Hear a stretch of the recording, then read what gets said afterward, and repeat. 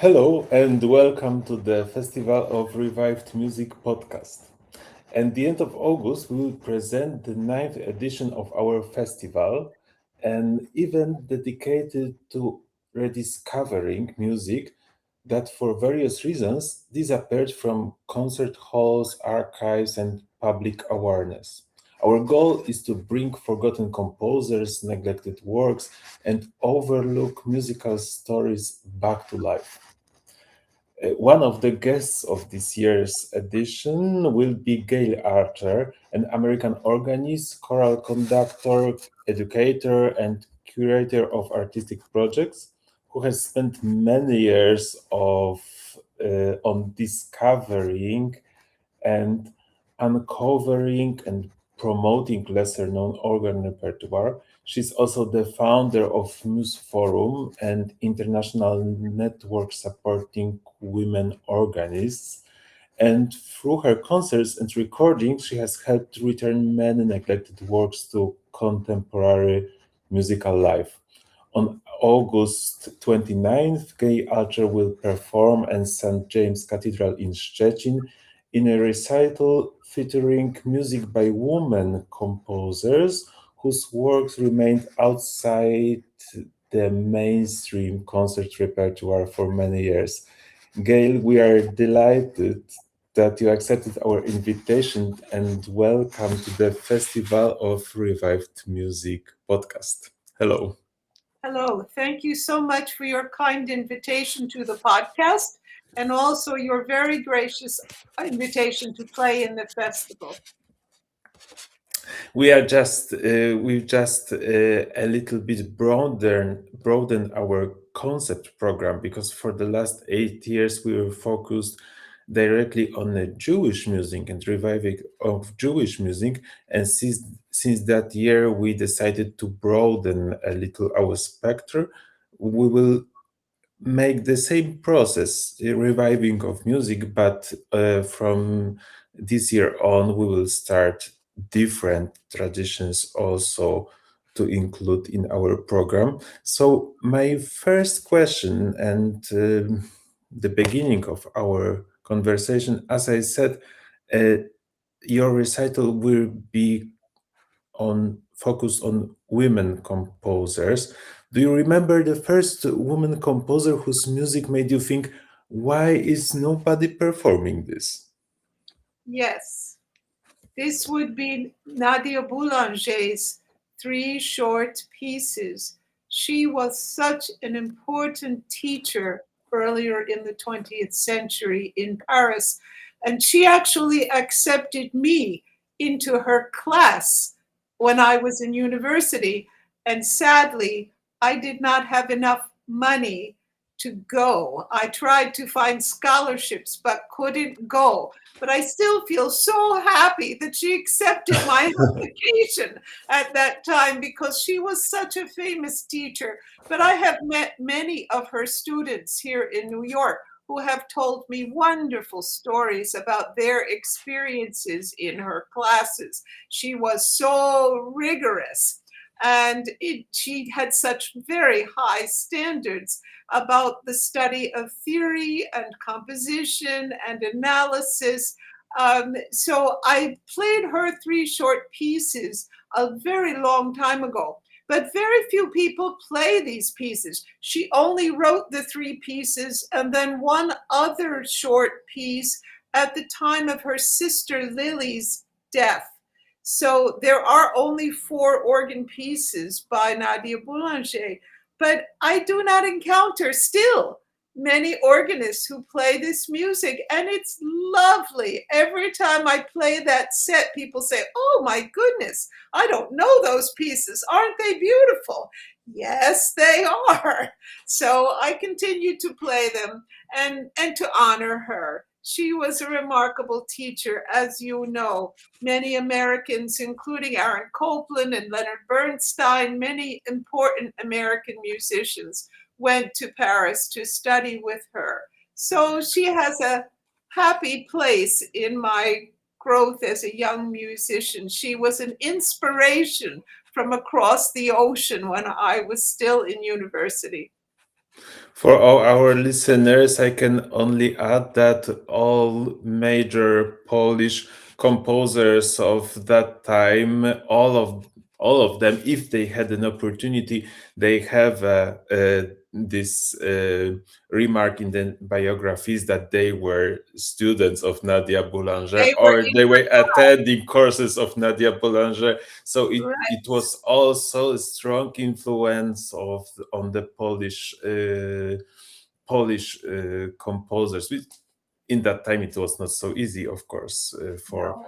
for people from Poland to travel anywhere to the Western countries. So yes, so Nadia Boulanger is a remarkable person, and I'm very happy.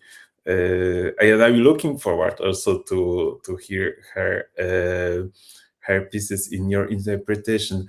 Have you discovered probably a piece that completely changed your view on organ music, on the history of organ music? I just started, because the festival is on revived music, and all artists are going to perform.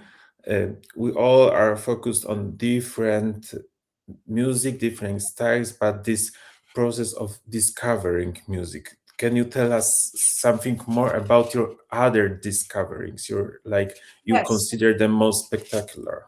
Yes. Or influential. There is a wonderful composer. His name is Joan Tower. I'm going to be playing one of Joan's pieces at the very beginning of the concert. But there's an earlier piece called Ascent. And I played Ascent at a time when no one knew about Joan's organ piece. She's still teaching. She is in her 80s, but she is still teaching at a small university about, an hour and a half away from New York City, Bard College, which has a very strong music program. My son actually went to Bard College as his university, but he was a history major and a French minor. He was not a musician at all, but he did very much enjoy the theater music courses that he took while he was an undergraduate there.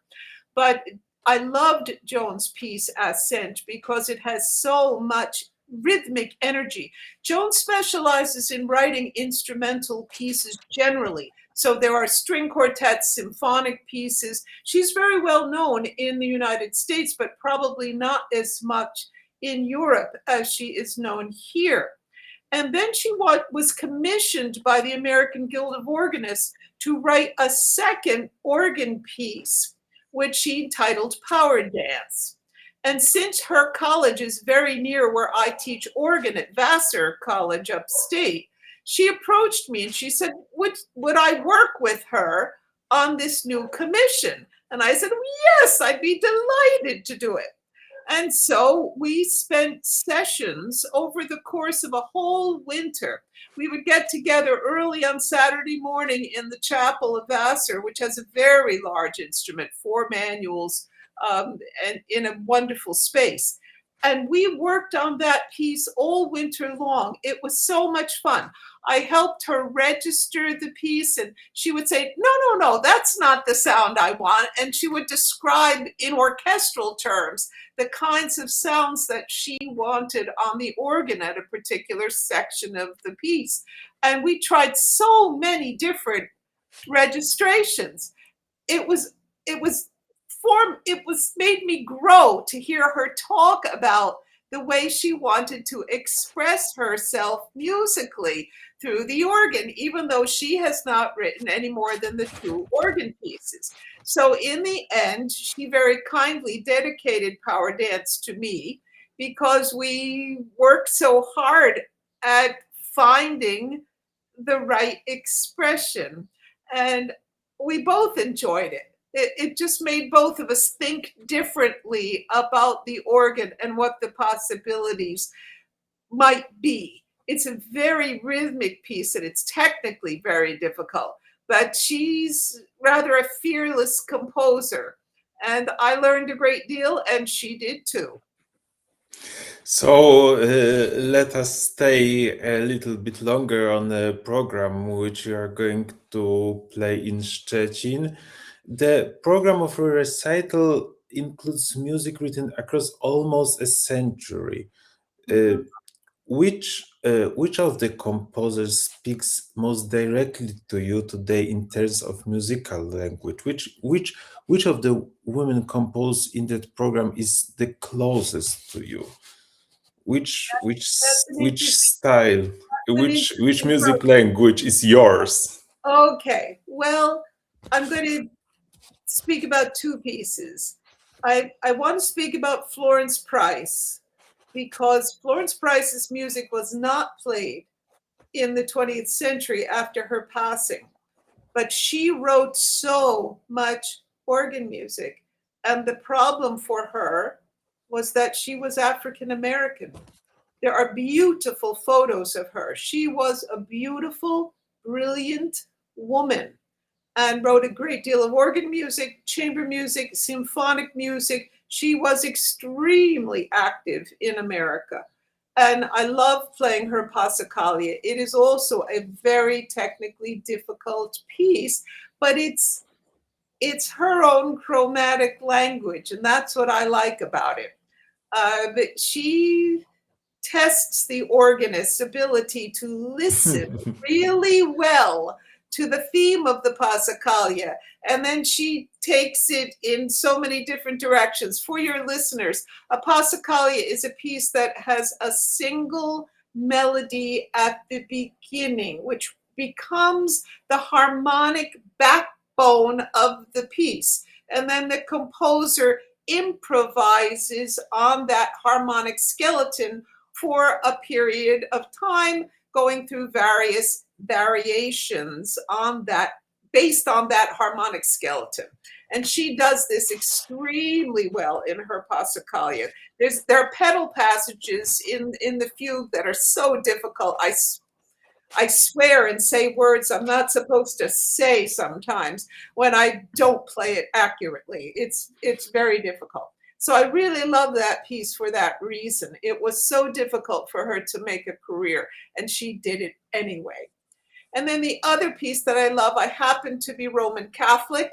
And so Jean de Messieur's Te Deum Laudamus is built on the great Gregorian chant that we Catholics all love so much.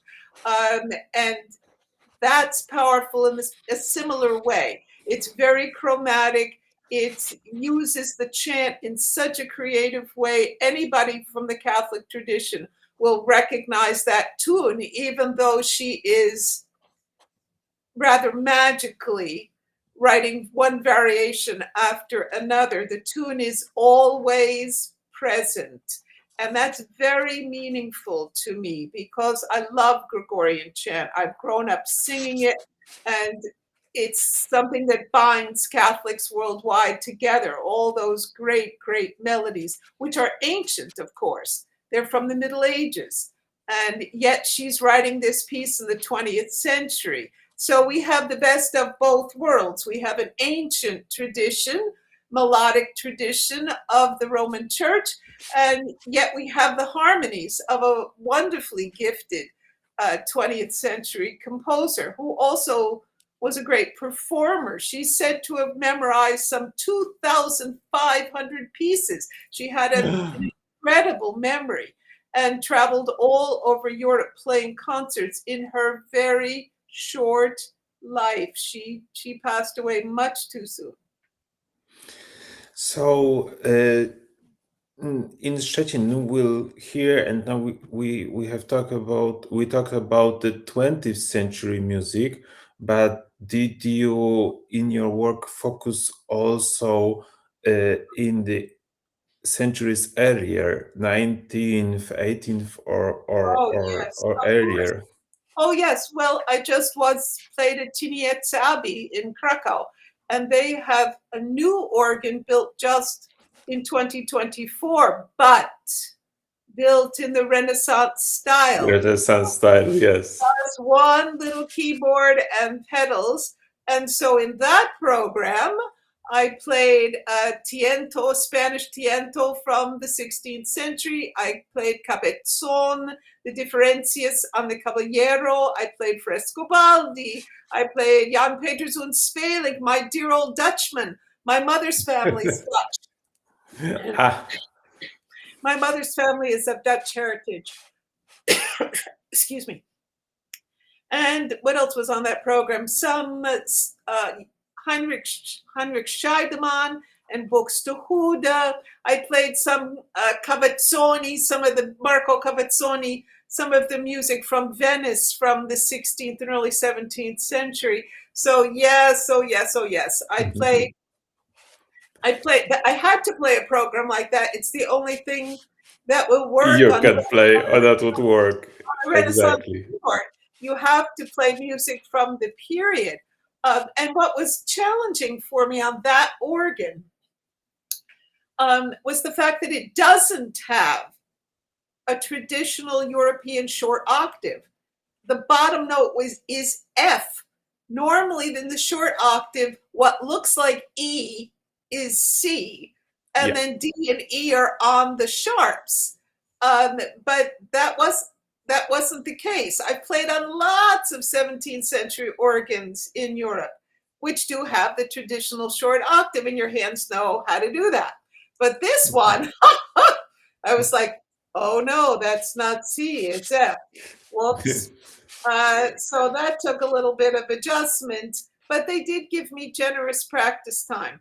So sure, I'm interested in all of the literature, but it's tougher to find music by women composers in that period.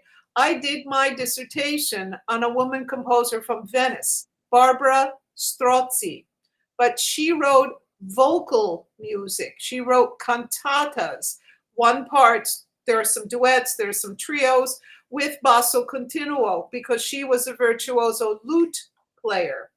Her music was all published because of her father, Giulio Strozzi, was a member of the Accademia dei Incogniti, the Academy of the Unknown in Venice. And that group of writers of words, not writers of music, these gentlemen were writers of words. They supplied the librettos for virtually all the operas in Venice in the 17th century.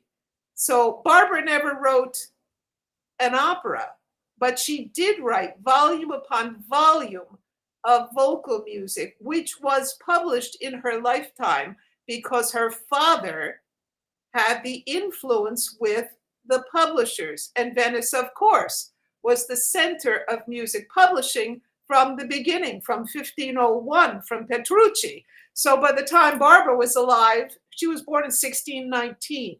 By the time during Barbara's lifetime, music publishing was very sophisticated in Venice, and her father's influence allowed all her music to be published. So the manuscript I worked on, well, it's a print. The print I worked from was in the British Library, is in the British Library today. So some Brit must have bought it on the Grand Tour and taken it to the British Library because they had the print.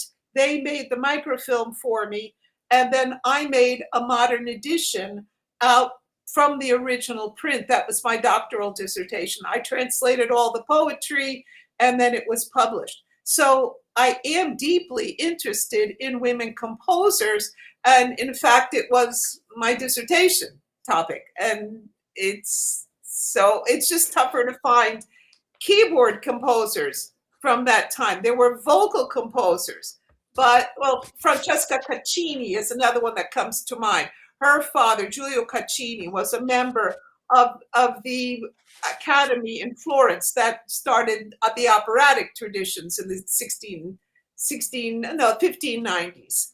And so there are very few composers, but they're mostly writing vocal music, the women composers from that early period. So finding keyboard composers is tough work. But this, as you talk about it, it comes to my mind the question about the Muse Forum. the International Network of Women Organists. Yes. Can you tell us what inspired you to create this initiative? Is that your research and your, Yes. as you said, not so many pieces for the keyboard written by women composers? What was behind creating this initiative, and what does it look like today? Yes, that's an easy question to answer. Women all over the world have difficult making careers as organists. The competition is very keen, and sometimes there is no search for the position. In America, there are influential conservatories, and the directors there can simply get on the telephone and call up a potential employer, a church or a school, and say, we have a candidate for that job. And their candidate gets the job. It makes it very difficult for women to make careers in the field. Well, I got knocked around by some institutions in New York who will remain nameless. And I was extremely upset with being treated unkindly. So I started to research the state of women organists in North America. It took me 2 years to do it because there were many schools or churches who would not give me the information about their hiring practices. And at the end, I had all the statistics of where women were in 2013. And at that time, I started working on that 2 years before that. I published the results in 2013. There were, and this is still true today, there were 0 women teaching at a conservatory in North America. Canada, the United States, Mexico, 0 women teaching organ at a conservatory. That's still true today. There was 1 woman teaching organ at a research university in the United States, and that's at Phoenix, at Arizona State University, and she's still there. And then 2 women are the chief musician in a cathedral in a major city in the United States, one in Houston, and then Jennifer Pasquale here in New York at St. Patrick's Cathedral. So the numbers are 0, 1, and 2. And then there are about 80 women teaching organ at liberal arts colleges in smaller towns and cities. I teach organ at Vassar College in Poughkeepsie, New York, which is a very small place. It's a small university of about 2,500 students from all over the world. They have great organs. They have a Baroque style instrument, 18th century temperament, fantastic instrument in the music building, and the big 4 manual organ in the chapel. And I have 4 harpsichords. So sometimes I'm teaching harpsichord.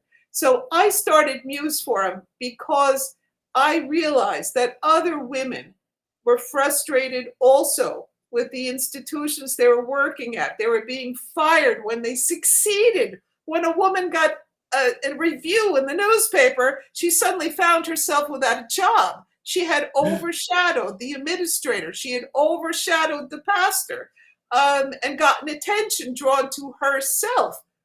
And that's very dangerous for a woman organist. You lose your job. You are fired for succeeding. So I wanted to do something to support women. In the 21st century. Yes, sir. Are you kidding? When I played the Messiaen cycle, I was the first American woman to play the complete works of Messiaen here in New York City, and it was recognized as best of the year in classical music and opera. And the response in a particular institution was not congratulations. It was unkindness. It was verbal abuse. I resigned. It's just on one hand, it's very hard. It's hard to believe because I think in Poland, maybe in Poland it is or it was like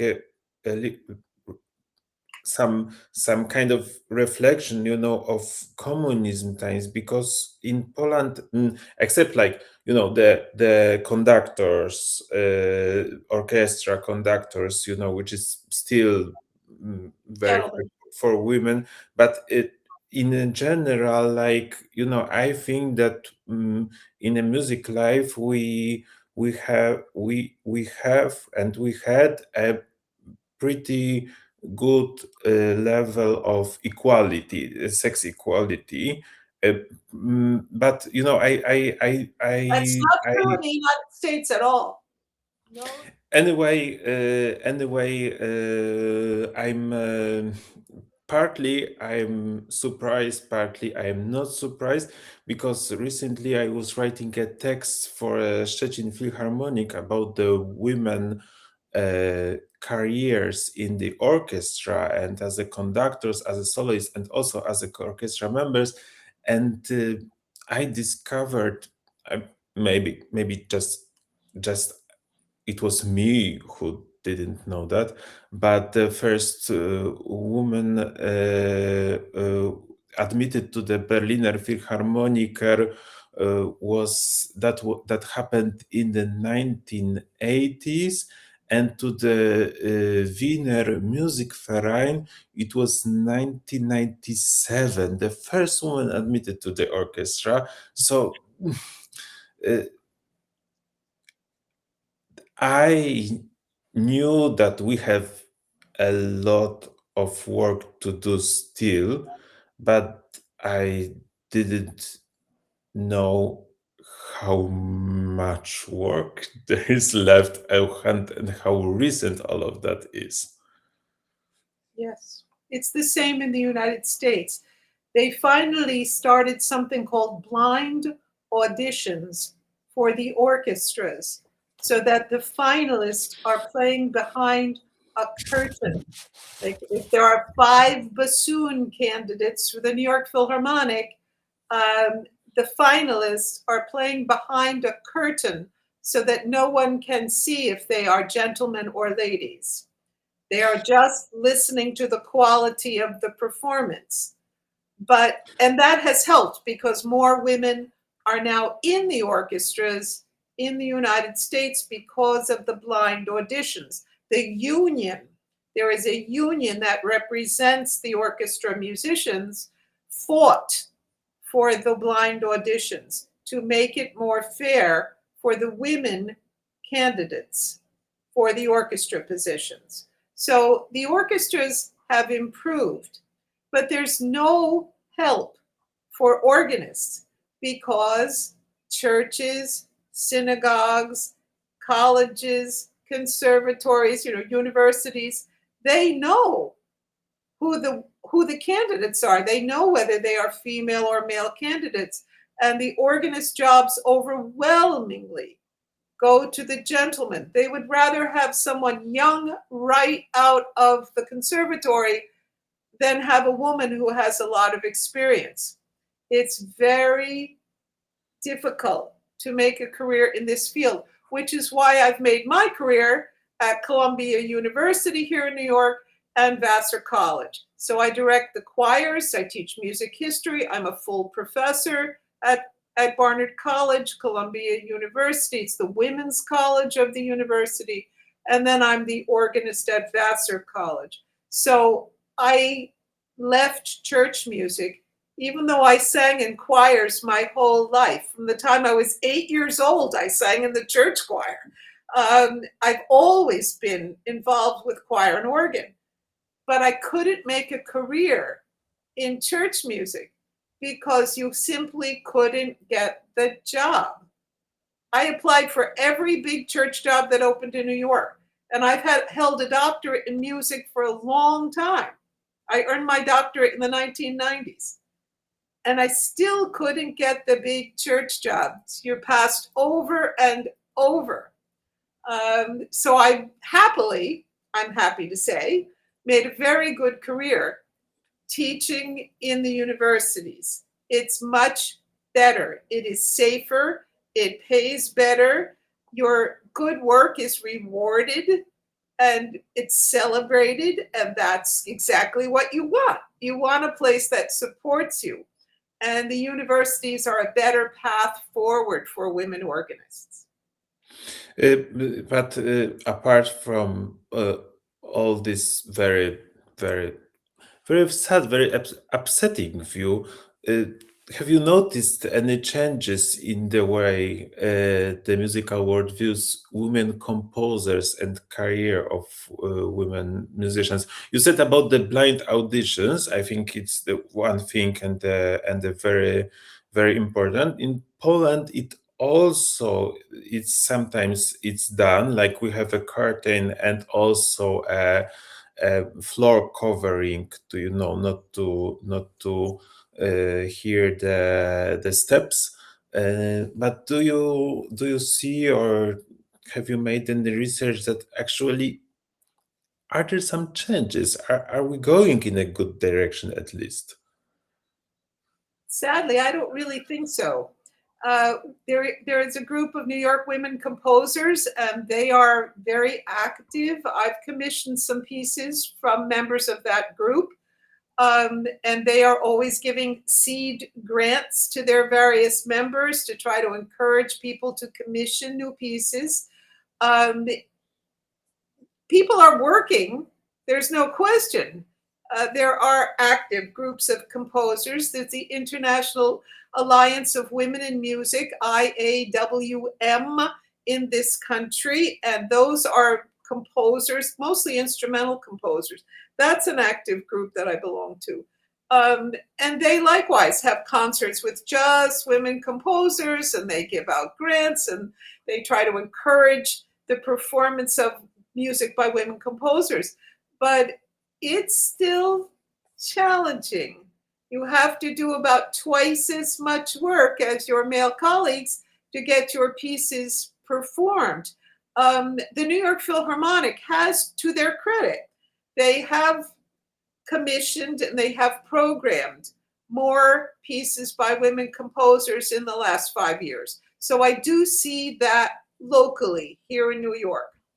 But I think across the country, it's more challenging. It's a difficult field for women. Women, the whole thing, women conductors, women composers, women organists, you face an uphill, challenging career in front of you. You are going to have to work very hard to make progress. But I hear this from my science colleagues, for example, women scientists, chemists, physicists. They're all working very hard too. It's hard. It's hard in any number of fields for women to make progress, even in the 21st century, even with a greater awareness. I think the very conservative political scene these days does not help. Right-wing politics want traditional models of people in the public view, and that works against women too, because women have, they don't want to promote women officers in the military. For example, the gentleman who's the head of our military has overlooked women in the most recent number of promotions that the military passed out and deliberately passed over the women. So Yes, I think politics does play a role, and some of these right-wing governments, both here at home and also in Europe, makes it difficult for women to make progress in society generally. yes, I think so, and I think that in our festival and in our activities, I think in the next year, especially, we also are thinking for the 10th edition next year. I think that this topic and this aim to promote the women composers and the women presence on the stage in different roles on equal terms will be a very important Yes. thing for our 10th edition also, and next upcoming.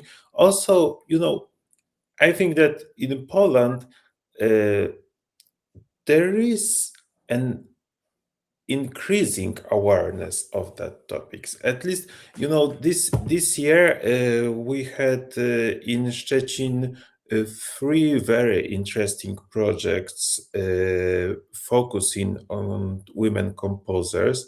Also, there is one concert series in Szczecin Philharmonic, also like devoted to the promoting on a women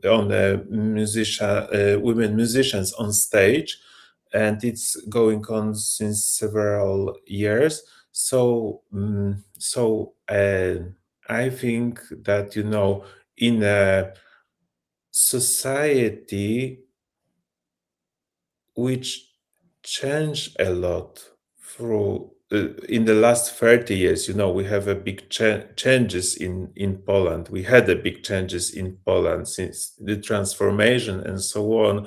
Many things are emerging. Many topics are emerging in our society. I think it's a little easier in Poland, to in this mixture, in these changes, in this rapid development of the whole country, is a little easier, to make way for all those important topics, and we will make that also. Of course, our scale is not as grandiose, It but I makes think that all those small stones, all those small drops are important. Can you, in the end, say a few words to our audience? Say a few words to your audience in Szczecin. Uh, how to encourage people today to talk about those important issues, how to encourage young students, young girls to follow their dreams, to make all this effort, and how to promote all of this. What is the most important? What is your advice for us and for our audience? That's wonderful. Thank you for inviting me to say a few words about that. I was recently in Krakow and worked at the Academy of Music for 2 days with master's and doctoral students. So they were advanced organists, but so many of them were young women. I was so excited to work with them and to encourage them to play more Polish music. You may realize I recorded a Polish CD, Bulgarian CD, Ukrainian CD. I'm deeply interested in the music of Eastern Europe. And it was wonderful to have them play. And that's the center of it. Education. Education in the schools, in the preparatory schools, and at the university level, to build audiences for the music and to encourage young girls to sing and play. That is why I got into this in the first place. I happened to grow up in a church that encouraged me to sing in the choir and to learn to play the organ. I played piano first when I was really small, at the age of 8. Mhm. But by the time I was 13, I was a teenager, my legs were long enough to go over to the organ. But that's the center of it. We must all encourage the young people in our circles to sing and play, because even if you're not doing it as a professional, it gives you a rich life. You can be with others in choirs, whether they are community choirs or church choirs. You can play in wind ensembles, you can play in orchestras. There are so many amateur groups. That's true in the United States. There are many amateur groups that local people can sing and play with. And I think that's going to be the center of what we want to do as a society. encourage people to sing and play live music, not just on your earphones, not just on your telephone. No, that's too easy. Really invest in learning how to play and sing, because you will have a richer life because of it. You personally will benefit in the long term from learning to sing and play for your own joy and for the joy of others. Thank you. Thank you very much for our meeting today. Our conversation also stay on our social media, but also in our archives. We are recording conversations with all the artists performing at the festival, and we want in several years to collect an archive of the people working on reviving music and also on important issues in the music and in the society. So I'm really happy that you also agreed to be part of it. We are looking forward to meet you in Szczecin in August. I think it will be a really nice weekend, and Szczecin is very beautiful at the summertime. Yes, So I've been to Szczecin before. I can't remember yes, which, I know. but I'm looking for. I always have good times in Poland. I will be in Poland in July also. I'm playing around Gdańsk. I have 3 concerts in the Gdańsk area, and of course I was just in Krakow last week. Yes, I know that your ties with Poland are very long lasting and Yes, vivid. I first came to visit you in 2003, and I've come every year except the pandemic. Those are Except the the only years pandemic. I did not come to Poland. Well, no one could travel. No. But I come every year. I love Poland and I respect the cultural life there so much. It's always fun. Thank you, and I think so. Now you are also our ambassador in the United States. Yes. I want to be. You should also know that I'm co-director of the East Central European Center in the Harriman Institute of Columbia University. Harriman is the Slavic Studies Institute of Columbia University, and I was elected a faculty member there in 2017. But now I'm the director of one of the centers in the Harriman Institute. And so we'll be bringing some Polish organists to America next year to perform. And we're doing it. My choir is doing an exchange with Gdynia Maritime University Choir. We've done this before, but this will be the second time. They're coming to us for the holidays at Christmas, and then I'll be bringing my choir to Poland for the second time. So I love Poland, and I care about your cultural life very, very much.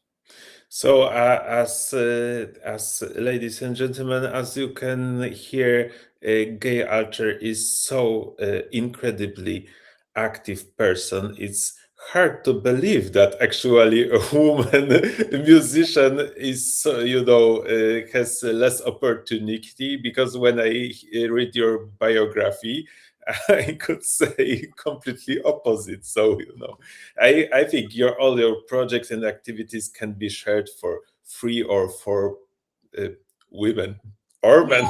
Yes, So, it so keeps me cheerful, yes. it keeps me going. I love to be busy. Thank you very much once again. Thanks to all our listeners and dear friends. We invite you to the concert in Szczecin Cathedral. The women composers and their organ music will be heard in Szczecin this year at the Revived Music Festival. See you soon, and thank you, Gail, once again. Thank you.